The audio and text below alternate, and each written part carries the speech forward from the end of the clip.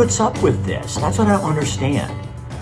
Bring the lion out. Bring the lion. Tonight on our show, we're going to have... Hey guys, don't you think it's kind of fun that you get to comment on the news? There's a cost. Oh yeah, there's a cost. People come after you. Like, I think that's why this is so much fun, is because... I'll see you at 5.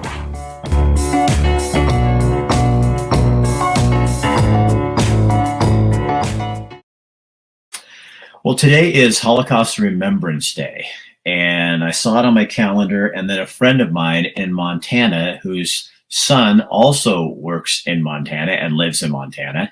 In fact, Brian is in the media in Montana, but I've known Brian for longer than he was a Montana person, back when he was an Oregonian working it up in the Portland area. And so this is Irmgard, and Irmgard lived through the Holocaust, not in an internment camp or a prison camp or anything like that. She was living tell people you were just living in what town and you were how old, and kind of give people a little history about who you are. I lived in Stuttgart to start with. I was born in Stuttgart, Germany, and we were evacuated when the war got really bad and the Americans stepped in, and there was a lot of bombing. They couldn't get us to the shelters anymore. So they evacuated us out of the city. Anybody that had children had to move out. We were left out in the country because the bombing was not so heavy. It was so heavy in Germany that we had to stay overnight at the shelter. We couldn't even... because this bombing was always in the night, during the night. So how old were you, Irmgard? How old, because you were just a little kid. Yeah. I was probably 4 years old when we were evacuated out of the city to a little town in the Black Forest. So we wouldn't have to go to shelter every night, because a lot of people got killed. The bombing started, and they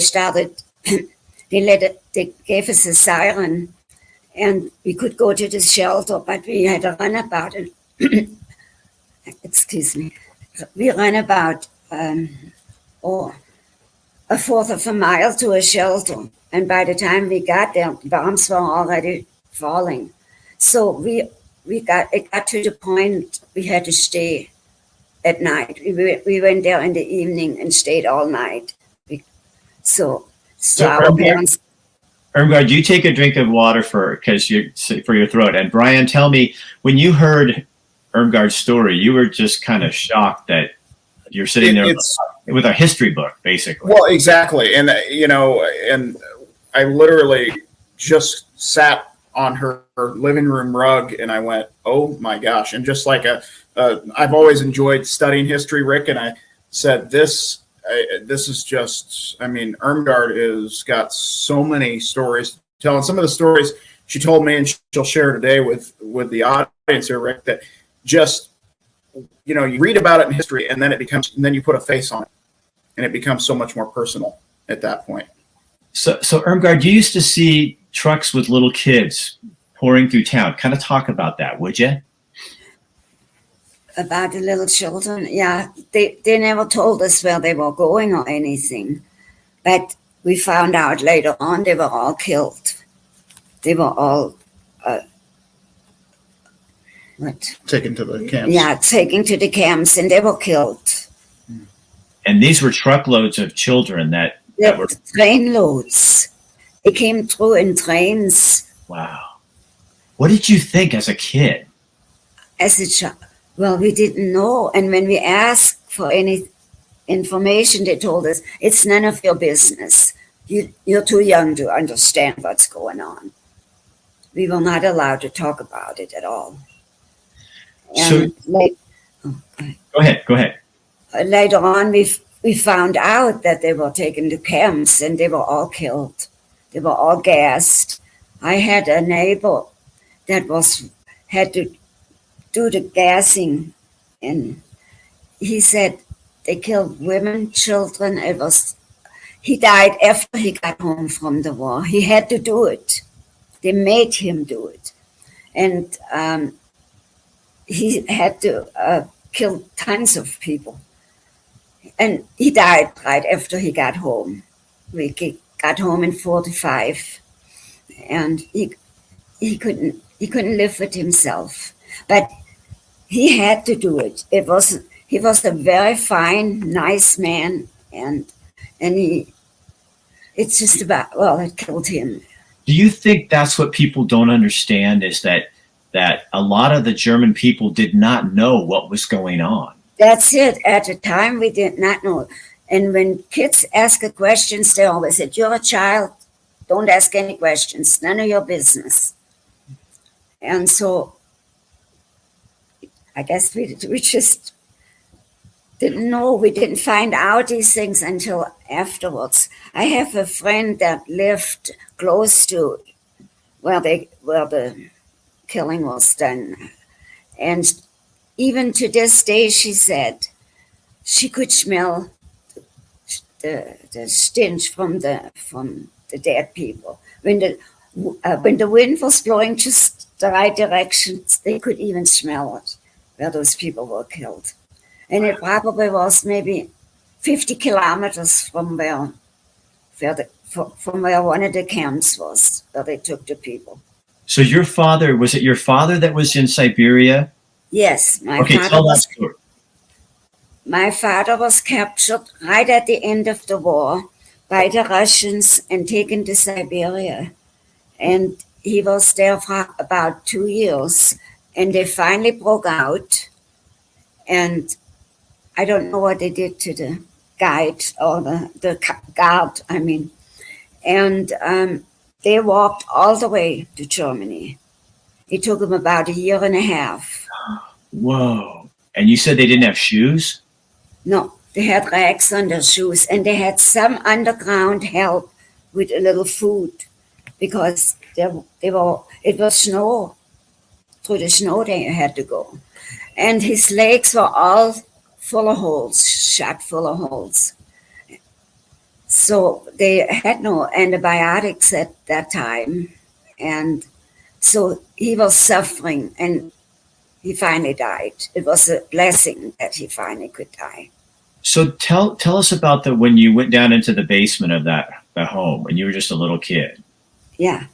Well, all we saw was all the people that were in that basement. They had the chickens in there with them. They tried to save the chickens. And so they had the chickens in it. They were covered with blood and chicken feathers all over their faces. It was just a shock. And they'd been shot and killed by the French? Yeah, by the French, yeah. But like I said, they were shooting against the Germans, and the French were shooting towards one another. And it went through that town, happened to go to that one town. They killed most of the people in that town that night. And it was supposed to be the day after the war was over. We got the mayor used to bring the news to your door. They had a bell and they rang, and they would give you the news about what is going on in the war. And they told us that not to worry about any more bombing or anything, that war is over. And that was the night most of those people got killed in that town. Because you said for 2 nights it continued. It was 2 days and 2 nights. Yes, that was going on for 2 days and 2 nights after the war was supposed to be over. So what did your family think? I mean, now that you look back, did you think this was never going to really end? He was wondering if you were wondering at the time, if you were thinking, was this ever really going to end? Being that it was 2 days. Yeah, right. That's what we were thinking. Yeah. Yeah, I was only 6 years old at the time. And I shouldn't have even seen those things. No. How did that affect you in your life? I could never go in a dark place. I can't be by myself in a dark, narrow, small space to this day. It really did affect me. It did bother me quite a bit, afterwards.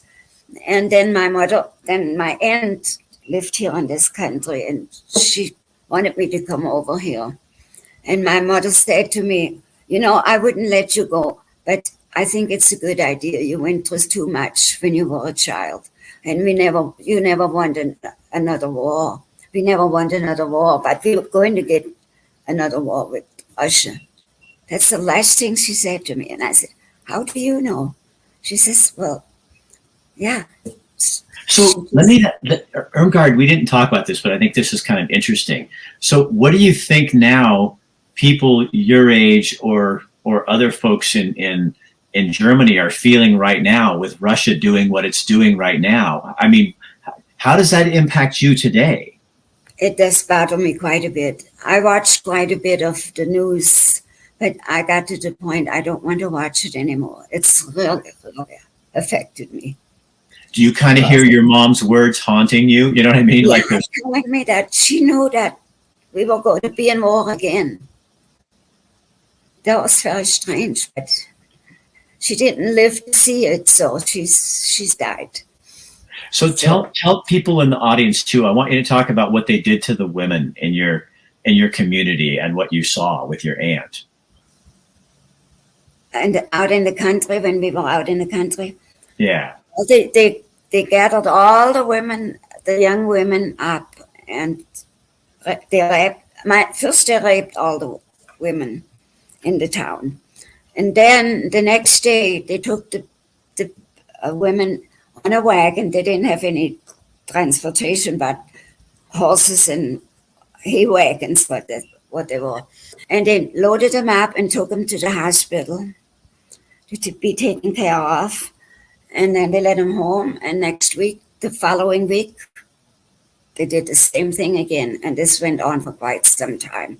So And it was the Moroccans. The French had the Moroccans do a lot of the fighting. They went through the town quite a bit where we lived. It was a very small little town. I would think 3,000 to 4,000 people. And these were girls. These were like young girls, 14, 15. I would say 15, 16 on up. Women too. But my mother, they were the only thing they did, they respected women that had children, little children with them. They did. My mother was not bothered, so she didn't have to. But what about your aunt? What happened to your aunt? Yeah, well, she came to live with us because it was so bad where she lived in another town. She had been raped several times already. And so she came to stay with us because when you had little children, they were a little better. They were not quite so after the women. Anyway, so she came to see us, stay with us. It wasn't one day she was there, and 7 of those black Moroccans came in, and they were after her. And she said, I can't handle it anymore. She opened the window, and we were up on the 2nd floor. She opened the window. She was really going to jump out. And I hung on to her skirt and screamed as loud as I could. And the landlord came up with a gun and held the gun against him and said, I don't know. I couldn't speak French or anything. But he told them to get out of there. And they did leave. But she was raped many times in the other town that she lived in. So she said, I just as well go back home because it's the same as where I live. So she left again. But I held on to her long enough to where the landlord got in there with the gun and held it against him. And he was going to shoot him if they didn't leave her alone. So, Irmgard, what do you think people today should remember about the Holocaust?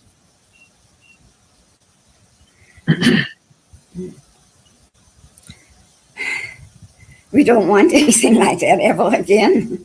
And what I saw on television, the Russian people were terrible. I had some girls in my class in school afterwards.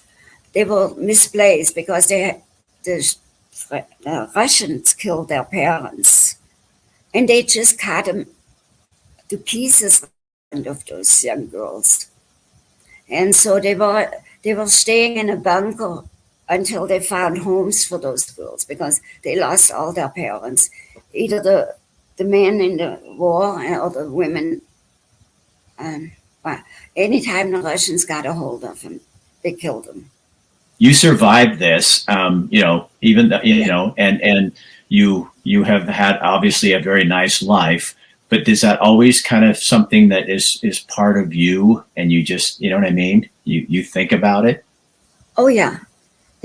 I don't feel good watching that stuff that is going on in Russia and the Ukraine right now. It's upsetting me terrible. And I don't like to watch it, but once in a while, I'd like to know what's going on at the same time. I watch the news once in a while, but I'm afraid this is going to happen again. Yeah. And the Russians are not giving up. I mean, they're not going to stop with anything. I have a friend in Denmark, and he said, Rick, I'm 8 hours from where this is going on. Yeah. And I think that kind of puts it in perspective. When we're in America, we're a long way from what's happening. But when you live in Germany or Denmark or places like that, you're not far from where this is going on. No. And for someone like you, you've already done that. Yeah.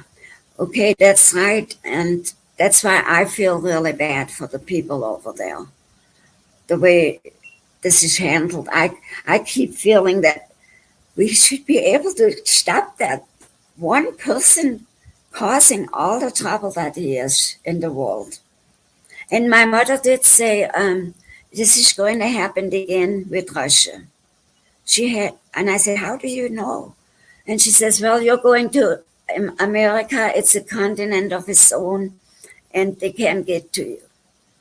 But they didn't have the bombs that they have nowadays, the nuclear weapons. They didn't have the nuclear weapons at the time when I left, but now they can get any place. So Brian, let me ask you something. Yep. As a young man sitting there, what do you take away from this in terms of why do this is Holocaust Remembrance Day. Why do we need to remember this? And why is it something that, you, especially right now, it should be kind of in the forefront of our brain? Mm-hmm. Rick, what's occurred to me watching everything unfold, of course, a world away from Ukraine and Russia over these past few months, now that we've gone on over 2 months with this, is one of my favorite history teachers in high school said, one of his lines that still sticks with me to this day: we study history so that we don't repeat the bad parts of history. And I remember the day when we got the word here in the U.S. that, Russia was starting to invade Ukraine, that the whole time I was on the air that day, Rick, that's all that was ringing in my head. Right. And I was thinking about the Holocaust. And then, of course, over the past 3 or 4 weeks, we've heard about some of the mass graves coming out of the Ukraine. And it's just heart-wrenching to watch. But so that teacher said, we learn from history. What I find is we're supposed to learn from history. Supposed to learn. Yeah. It seems like we just, I don't know what it is about human beings, but we keep repeating this stuff and going back and, and over and over again. Because, this is the closest to Germany that it's been, in a long time like that. But look what happened in Rwanda. There's countries all over the world where there's mass genocides and horrible, killings. And we just, I had a lady write me today, and she says, it's some think tank group, and which is kind of funny that they'd write me because I don't know that I'm a big thinker, but she writes and she says, what do you think it's going to take to bring people together again? And I said, I don't even think I can begin to address that right now. I don't even know where to start. She goes, well, what are the major things? I said, religious differences, race differences, gender differences. We have more now than I think we did back then. You know, that we've had more dividing lines between us than we did, you know, 100 years ago or 50 years ago or 60 years ago. We keep finding more things to be against and fewer things to come together, which is, Irmgard, why I think you're like this little jewel that survived this thing. Yeah. And you're speaking some things into people's life that's real. It's not like a book. It's not a made for TV movie. You really saw this happen. Yeah. Yeah. And you're scared Yeah. that it's happening again to people over there. I am afraid. I'm terrible afraid for those people. Yeah. And I don't know. And I don't know how my mother pinpointed Russia, that it will happen with Russia again. Right. When I left the country, that's the last thing she said. We will have wars again, she said. And I said, oh no. And she says, oh yeah, Russia is never going to give up. Well, Irmgard, your mom was a wise woman. I couldn't believe it, you know. So, yeah. And I'm glad she's not alive anymore and has to go through it again. Because I have a bad feeling that Russia is going to keep on going. They're not going to quit. They're going to, and if they stop for a little while, they're going to come up again. Yeah. I don't know what it is, what the problem is with the people. And my brother has friends in Russia. He works for Mercedes, or he did work for Mercedes, and he had to go in there quite often. And he said, you know, all the people in Russia are not bad. There's some really good people too. So I can't understand how he keeps going. Well, that's how tyrants are, you know, and power is an elusive thing. And you see when leaders get it, actually, I think it's like this, Irmgard. I think it's when we, the people, allow our leaders to be tyrannical. That's when we are in trouble.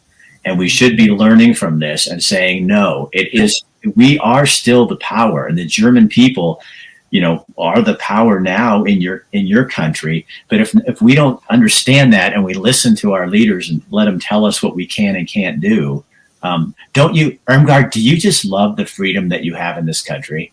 Yes. Oh, I bet you do, don't you? I did when I came over here.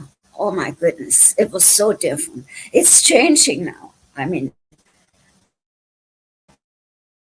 How is it changing? people are changing. You know, they don't even believe that this Holocaust happened. You know. So Yeah, I've seen they don't some. want to hear about it. I gave a talk one time in my church about this. I had it all written down, and I wrote it down. And they were shocked. They couldn't believe that this was going on. And now they say, my goodness, we're in the same situation again. Yeah. So What do you ask God? What do you ask him? what do I ask people? What do you ask God? God? Yeah. Well, I think he's coming soon. It's not very long. You think he's getting tired of all of our bullshit? Yeah. Yeah, I believe that's the only reason why I can make it through this. You know, because I believe. Right. I believe in God. You're a very sweet woman. Oh, thank you.